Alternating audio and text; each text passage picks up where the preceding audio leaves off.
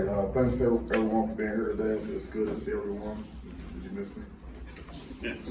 Not so much. Not so much. First off, March Madness is a great time of year for the Spartans, and just want to congratulate Coach Izzo on making his 24th consecutive NCAA tournament, which is the longest streak in Big Ten history, which is amazing to me, and also for becoming an all-time winningest coach at a Big Ten school. Some amazing accomplishments. Coach Izzo, we all know he's a great guy. He's a great coach. He's been really special to me. He's been very helpful since the day that I got here. He's welcomed me, and I learned a lot from him. We talk pretty much every day, or at least text, and I'm really pulling for him.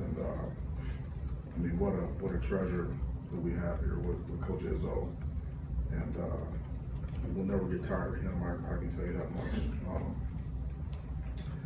I'm really excited to get started with spring ball. The guys have worked really hard in our Spartan training program. We have about 8 weeks of strength and conditioning with Coach Novak and his staff. The guys run, they lift, and we do stations, and the guys are really straining. We got some new guys, we got some transfers, we got some mid-year high school guys, and then all the returning guys, just really preparing to get ready for spring ball. And it's part of the process, you know. It really didn't take much time off. Guys really started this off season pretty much in shape, and we just picked up where we left off, and I want to see who can play, you know, like in the spring. That's the big thing. We're going to install our schemes. We're going to you know, offense, defense, and special teams, all the X's and O's. But at the end of the day, we need to make sure that we know what our guys can do, you know, how much they can do, how fast they can do it, going into our summer program. And the summer is a lot different than it used to be. Like, football's a year-round thing now, so this is just a process because we work out in the summer, we practice in the summer. You know, we meet. There's things we can do in the summer as well, leading up into fall camp. So, but we will get a chance to put the pads on at some point, starting on Saturday, and we'll be able to start striking and knocking guys around and seeing who can play. And we need to develop our team. I feel good about this team. I feel good about the culture of our program. Guys are bought in. The new guys they fit in well, and we have a lot of competition. And like I told those guys when we started the 8-week program, there's no one has a job. We don't. Just because you started last season, that doesn't mean you're gonna start this season. And it's open competition. There's no sense of entitlement. You get what you earn, and we have to prove ourselves every single day. So that's the mentality that we're taking. I just had a really good meeting with the staff. We have some new staff members, you know, position coaches and support staff, and just make sure we're all on the same page going into tomorrow morning. And I feel really good about our staff, and everyone's on the same page, and we know what we need to accomplish and how we're going to go about doing things. And it's going to be a relentless mindset. The things that we talk about, things we harp on in our culture every single day, they do not change. It's not just the first day. It's not just the first week. It's just perpetual motion. It just never stops. It goes on and on and on and on. We're going to hammer the details, the sense of urgency,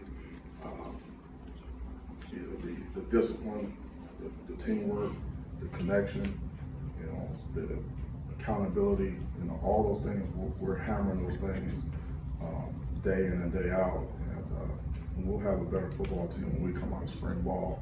I can promise you that. So it's a great time of year. We also had a pro day coming up on Wednesday. That's a big day for the program. I anticipate we'll get someone drafted this year, and guys have been working really hard since the end of the season to get ready for Pro Day, and we have some guys that did a good job at the combine. Guys really helping themselves there. I mean, I told the scouts, I mean, K9's fast. I don't know how fast is he? How fast is it when the guy can run? So,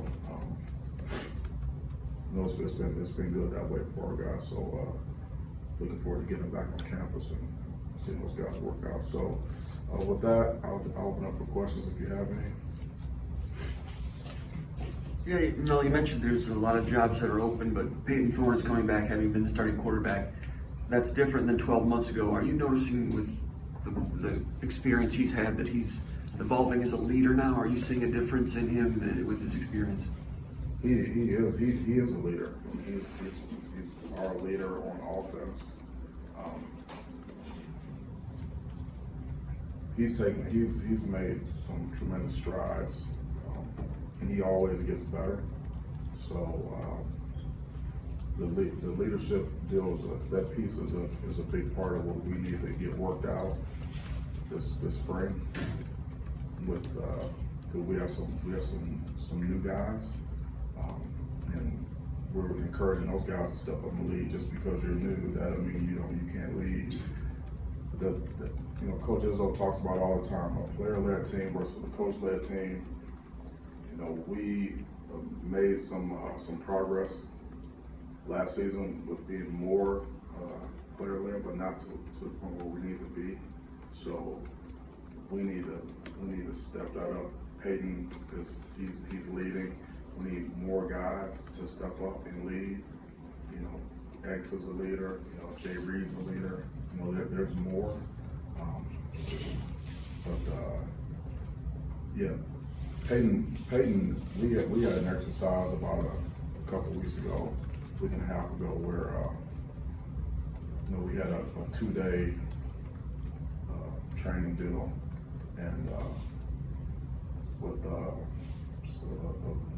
firm called the Program, that came in and worked with us and took the guys through some paces, and it was about leadership and building a cohesive team.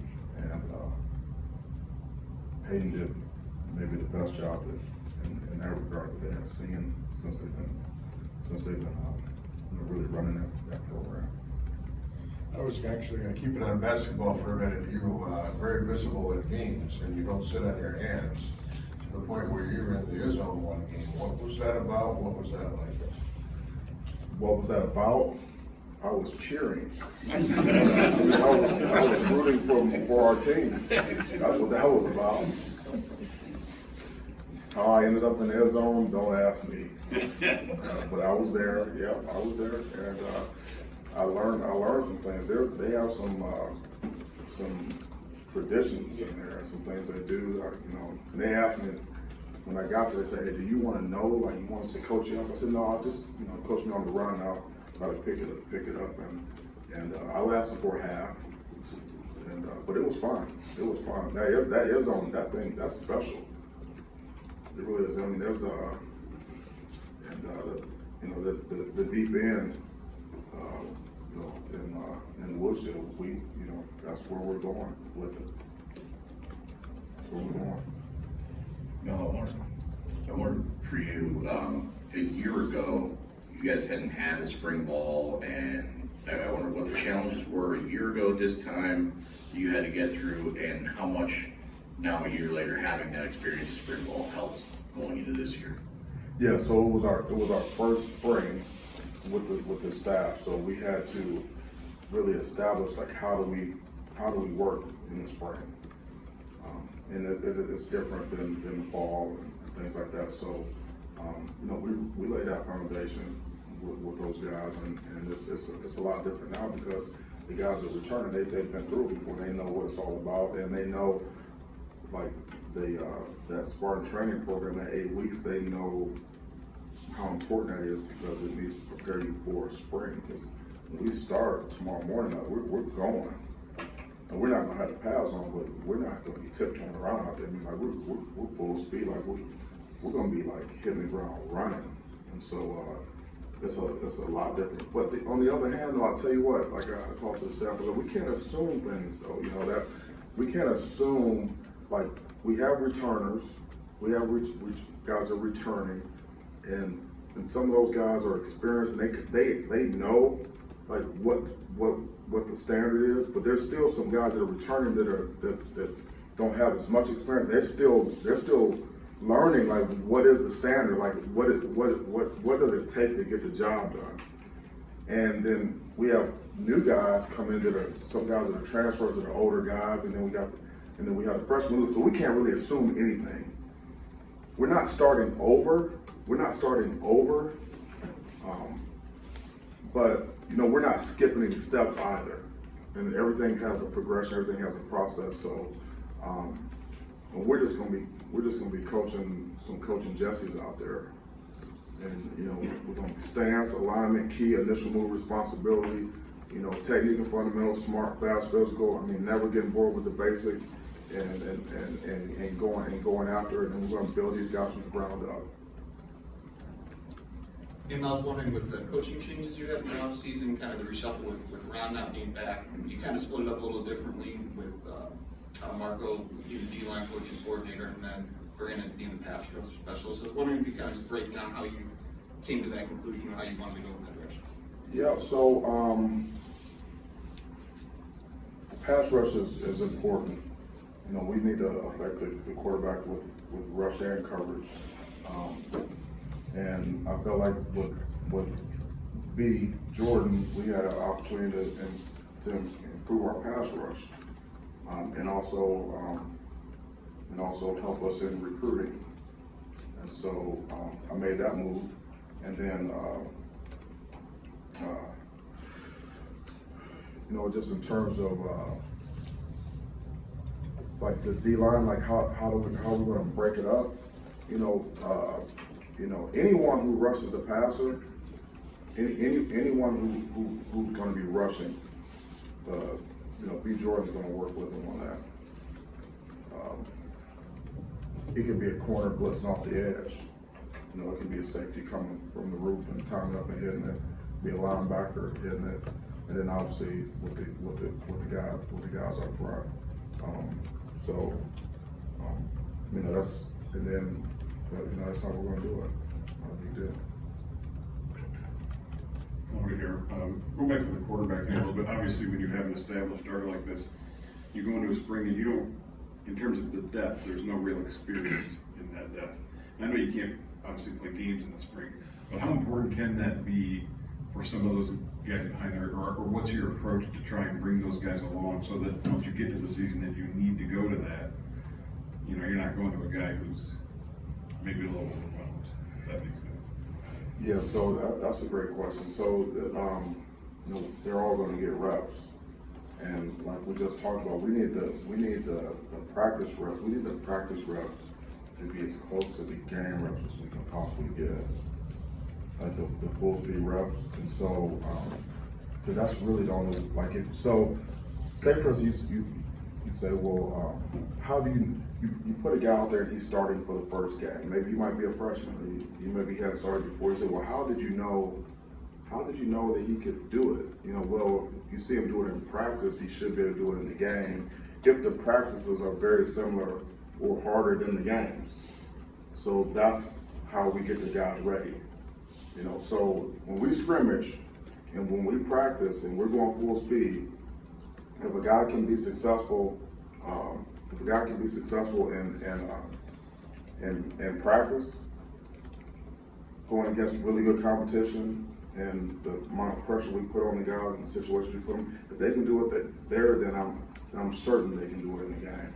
So that's how we get all the guys ready, quarterbacks, everyone who takes the reps. And it's a relentless mindset. It's a relentless mindset. So like when the guys step on the field, for practice, like when they step literally in, like tomorrow morning in the week, they're moving. Like they got the hurdles lined up, they're going over the hurdles, they're going under the hurdles, they're doing joint mobilities, they're moving until we go to walkthrough, and then walkthrough, they horn blows and they're there, and the guys are in the stance and the flat back, they got the chin strap. I mean, everything's going. Then when we get into practice, I mean, when we flex, every stretch, like every movement, we're gonna coach it, and it's gonna be intense, and it's gonna be attention to detail with a sense of urgency. And then when we start the practice, we get into there, the guys are gonna be running from drill to drill, and guys are gonna be getting coached on every play. We're gonna coach them on the way back to the huddle. We're gonna chase them to the ball. We're gonna chase them back, and the guys are gonna take the field when we transition with groups. Guys are gonna be, and it's gonna be like that the whole time.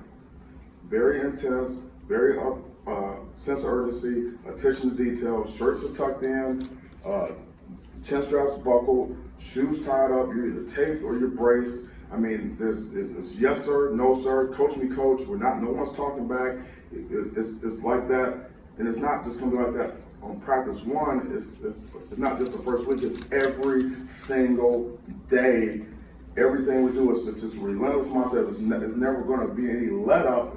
It's never gonna stop. So there's no ability to be comfortable. There's no relief. There's no relief. It's a constant pressure cooker, and then you find out what guys can do, and you put them in those situations, and they have to get comfortable being uncomfortable, and then they develop, and then if they can do it on a consistent basis in practice, then put them in the game. You know, you're not surprised. Like, hey, were you surprised to see how? No, I'm not surprised because I saw them do it in practice. And we're not just throwing guys out there and hoping. And like getting back to your deal like with Marco and B Jordan. I mean that's juice. You know, that's more juice. You know, that's more intensity. That's more attention to detail.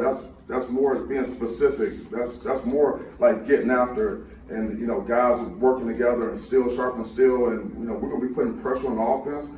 The offense will be putting pressure on us, and we're going to be out there getting after them. And we got guys that have experience coaching guys at high levels, and we're on, you know, we got a chip on our shoulder, and we're going out there to get better. And so you know, with Marco and B, and then you know with Scotty going to coaching the linebackers now instead of coaching defensive ends, and then Harlan coaching the secondary. I'm working with the corners. Like that's juice, and we're going out there to get something done out there. And then same thing on offense with the guys coming back, and then Ephraim stepping up with the coach the backs. I already seen him coach. I mean, I know he can coach. That's why he's got the job. And then we're going out there competing. Everybody's got to get better, and nobody cares what we did last year. Last year wasn't good enough anyway. So it's just that's the atmosphere that needs to be on the field, and you should see that when you come to practice. If you don't see it, if you don't feel it, then I'm not doing my job. We're not getting it done out there.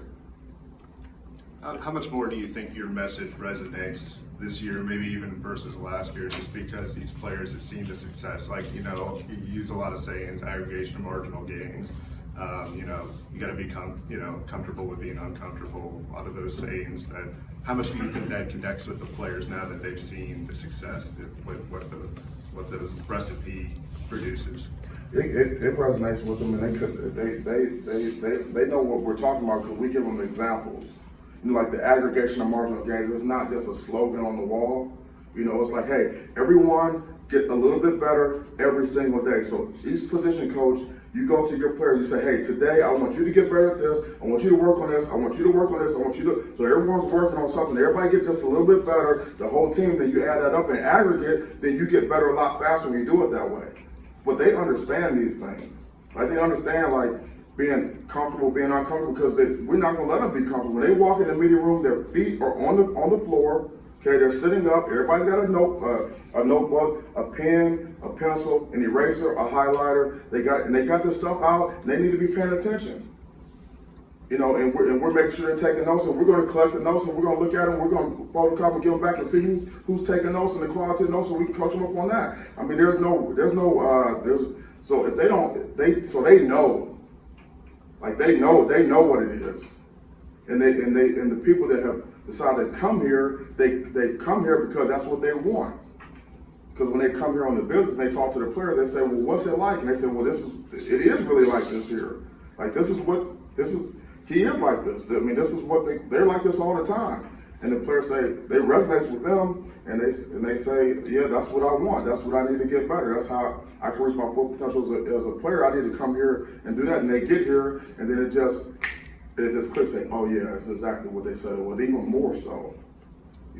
So I don't think there's any issue with it resonating with them, but you can't assume that just because they kind of caught on last year, that they're gonna catch on this year.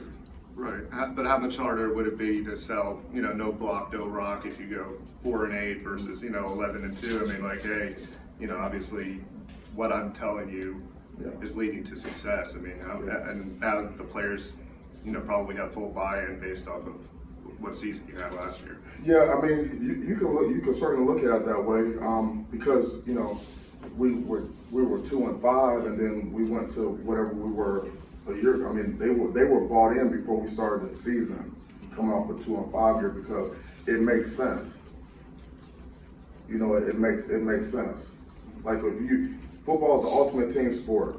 Okay, football is the ultimate team sport, and everybody's got a job to do. And you're playing for the man next to you, and it's not about you; it's about the team, and you're buying into something that's bigger than yourself, right? So, like, if you're a receiver, you're not willing to block. Okay, on these run plays, you're not willing to go dig out the safety or start block this corner and strain your gut to create room and make room for the back. Then no, you're not going to get the ball because you're not going to play.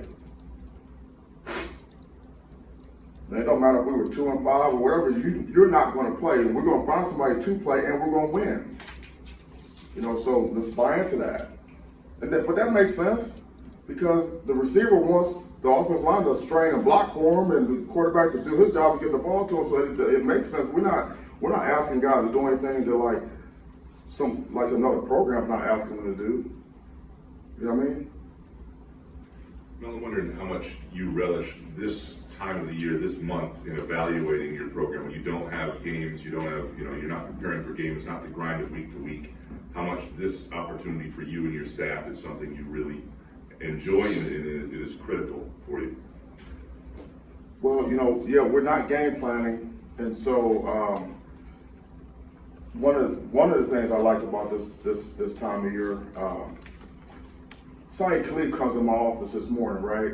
He comes in there and, not even invited. He just walks in, okay? And then he's like, hey man, I'm so excited. I said, you are? He said, yeah, I'm excited. I said, why? He says, because it's the start of like a new year. We get a chance to see who can do what, and you get these freshmen out here and who make the next. I mean, like, everybody's excited, but it's like turning the page. But for me, I like it because it's good on good. Because you're not preparing for a game, so you don't have scout teams to run the other team's plays. So it's just offense versus defense, like just good on good the whole time, and that's different than when you're like preparing for games. So you can actually get better a lot faster if you go out there and compete. If you go out there and compete, you can make a huge jump. You can make a huge jump in spring ball as a team and as an individual. Because it's really, really like good on good, and jobs are open, okay? And then guys know exactly where they are going into the summer. They know exactly where they are going to summer. This is what I have to do. If I'm going to play, if I'm going to start, I need to, and here's who I need to be. Here's what I need to be at. So they go through the summer with a different type of mindset going into the summer that leads into camp. So this is a huge part of the process. Well, you mentioned bringing in an outside, leadership program for a couple of days. What do you think the players got out of that, and kind of what are some of the details that went into that process? Yeah, sometimes it just reinforces some of the things that we talk about, but it's very revealing, and sometimes guys think they know what discipline is, and then they get into one of those programs and say, oh, this is what discipline really is, accountability. This is what accountability is really all about. It's kind of like an eye-opening thing. And we learn things as coaches. We're learning from them, and we're able to observe the players and learn more about our players. And so we're able to add things to our program. But I think they learn a lot. Like I talked to Maverick today, and he thanked me. He's like, I really appreciate you bringing those guys. I learned so much.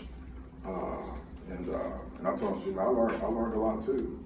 You know, learn a lot about the players, and then you pick up things from these other leaders. These guys have been, been leading and at a very, very high level. So, yeah, it was good. You'd be amazed at what you can find out in a couple days about your team. And I'm really glad we did that. It's really helping us. What was the name of that firm that you brought in? The program. The program. Mel, excuse me.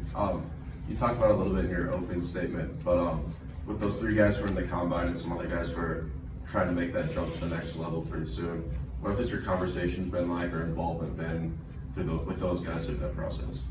Yeah, so I haven't talked to those guys like a whole lot. Some texts with K9. Like I saw K9 at the Dope Walker deal. I tried to get to the other deal, but the weather wouldn't let us get up there that they just had on the East Coast.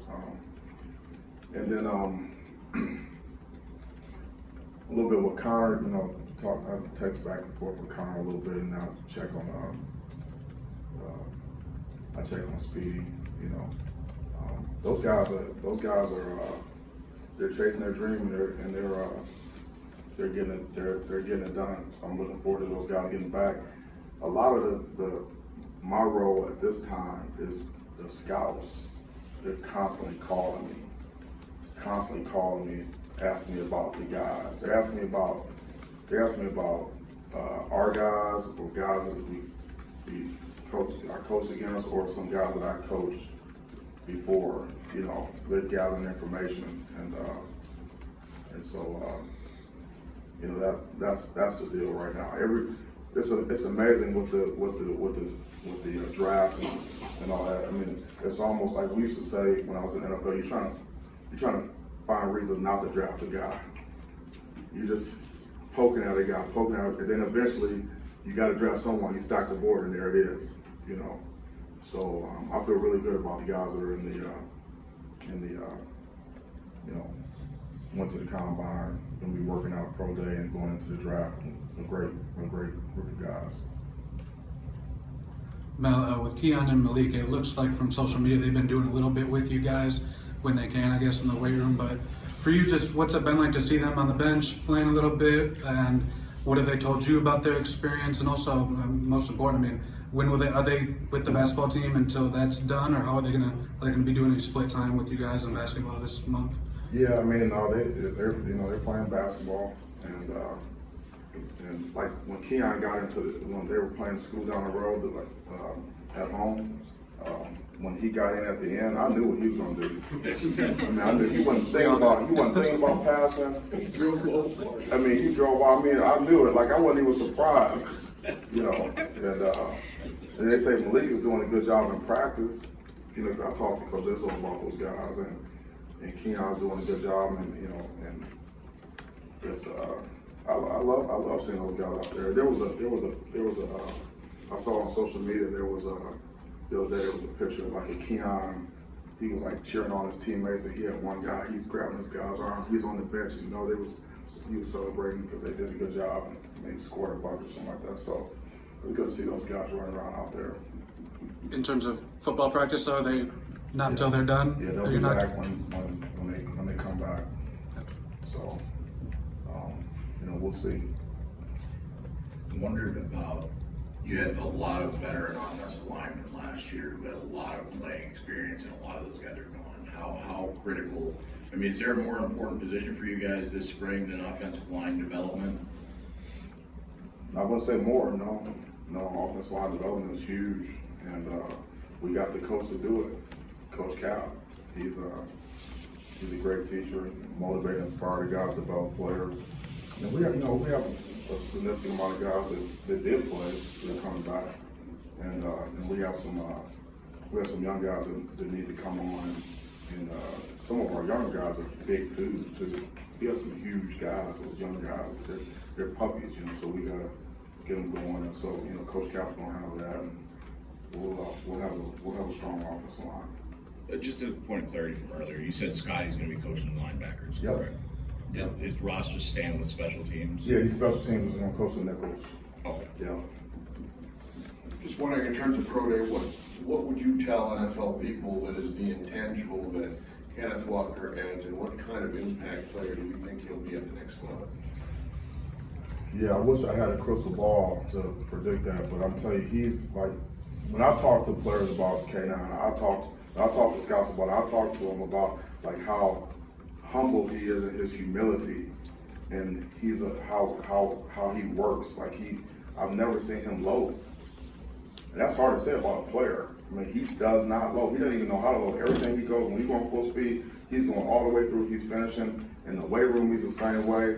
And he's a great, he's just a great teammate. And those guys, that's how you have a great team. Like when you have great teammates, like there was a company who wanted to, it's like an NIL deal. Like during the season, and they said, hey, we'll do this, and then we can give you, so many items of, this product to give to maybe to your other running backs or the offensive line, or whatever. He wanted to do the whole team. They said, well, we can't do the whole team. He said, okay, well, that's okay, I'm good. And you don't see that. You don't see that from guys to say, okay, I'm good. I'm just not going to do anything because I can't do it for everyone. That's an intangible that teams are looking for, because everyone can play, right? Everyone can play, but everyone's not like that, and that's huge. And what type of impact he'll have, we'll see. I know one thing: he's gonna attack everything whatever opportunity he gets, whatever role it is, whatever team he's gonna hit the ground running. He's gonna get after it now. Obviously, Kenneth was a game changer week to week. Do you think this team needs a game changer this fall? I mean, or do you think you've established a base of talent that's good enough across the board that, where you wouldn't need that kind of impact player on a week-to-week basis? I mean, you know what? You're always looking for difference makers. I think you should have at least 3, maybe 4 difference makers on each side of the ball. And on special teams to have a really good team and have a great team. So you would be absolutely looking for game changers and difference makers. And lastly, do you think with the NFL, you guys didn't get a draft pick last year. How important is getting players, obviously, to the league for what you want to do on a recruiting end? And can you talk about the impact of getting players to the pros and what it means from a recruiting standpoint? It's important because all the players that we recruit want to go to the NFL, so they want to be in a program that they believe can help them develop into the type of player that they can get them there. They can be drafted. Because like I tell the players, I say you don't get drafted on what type of player you are right now. You get drafted on what type of player you are 3 years from now. 3 years out of high school. So, this is what you are here, but like in 3 years, can we get you here? Yes, we can get you here. And so, but the players the players we're recruiting, they understand that like we are just recently getting here. And so, you would think that as we go, then we'll have more players drafted, and more players invited to the combine. So like if you look at Georgia, right? And I know a lot of those guys. I know those guys, right? So they had 14 guys at the combine or something like that, and we had 3. So you would think that as recruiting goes and we develop as the program continues to evolve, then we'll have more guys to the combine and more guys drafted. In the spirit of March Madness, I was just wondering if you could put together a starting 5 lineup of football players in your team, who would it be? To play basketball, Yeah. So I would go with you talking about the Spartans, like Yeah, your football players. my guys, our Yeah. guys. So Okay. Does that include the 2 guys that are on the Yes, basketball? yes, it does. Yeah. Absolutely. How can you leave those guys out? Okay, so you got Keon, and Malik. I would say Montori. Montori will be a guy. Can I bring can I bring Hayward back for that? Well, yeah. Okay, hey, well, he could be a 6 man, he could be an emergency guy. I would say Peyton.